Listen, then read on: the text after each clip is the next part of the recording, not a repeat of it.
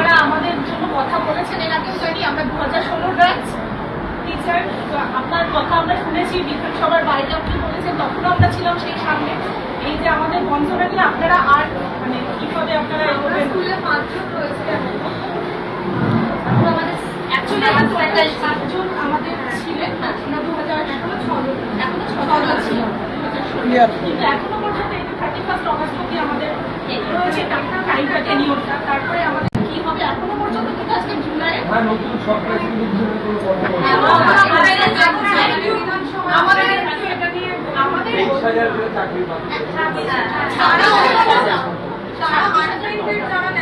আমি বলেছি, আমারও তো আপনার অবস্থা দেখেছি।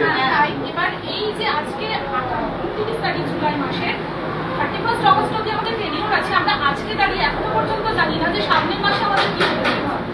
মানে এই যে মানসিক যন্ত্রণা আছে 2 বছর 3 বছর ধরে চলছে, কিছু তো একটা এই মানসিক যন্ত্রণা নিয়েই সবাই সম্ভবত আগস্ট মাসে আবার সেশন আসবে, আমি প্রবলেমে ধরে রাখবো।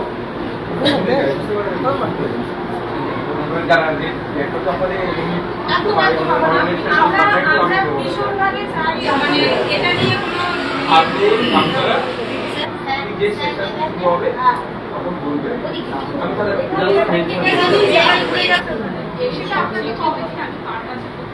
এইসব ছুটিটা আমি মেল আইডি দিচ্ছি, আপনার আপনি আপনি করবেন না, সেশন দেখবেন যে 8 তারিখ থেকে সেশন শুরু হচ্ছে, ঠিক সেশন শুরু হওয়ার আগের দিনে দিনের আগে এটা তো চলেছে, আমরা ঠিক করে রাখি যা করে মানে অনৈতিকভাবে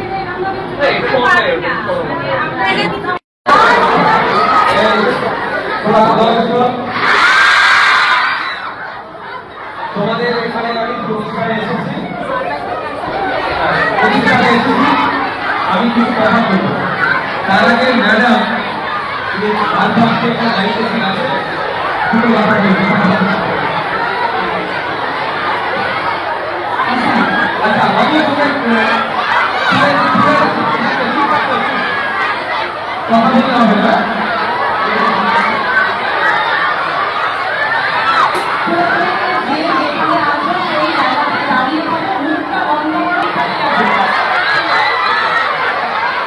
তোমরা যদি কথা বলো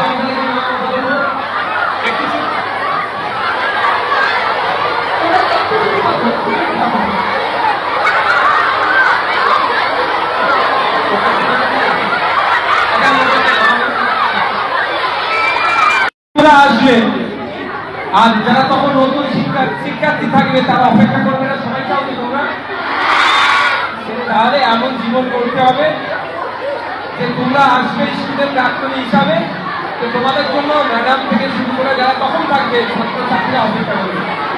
তার জন্য ক্লাসের যে পাঠ্যসূচি আছে, সেই পড়ানোর যে ব্যবস্থা আছে সেটা বেড়ে যাবে।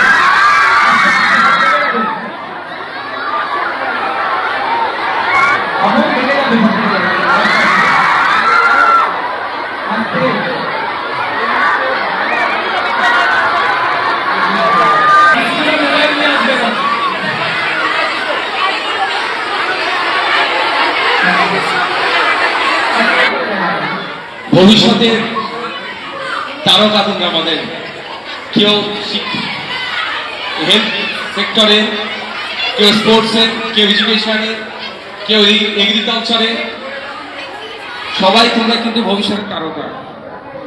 তাই তোমাদেরকে সবাইকে বলছি যে শুধুমাত্র ভালো পড়াশোনা করলেই যে ভালো হয়ে যাবে এরকম ব্যাপার না, হয়তো রেজাল্ট ভালো হবে, কিন্তু শিষ্টাচার শৃঙ্খলা না থাকলে সমাজে কিন্তু সবার কাছে গ্রহণযোগ্যতা পাবে না।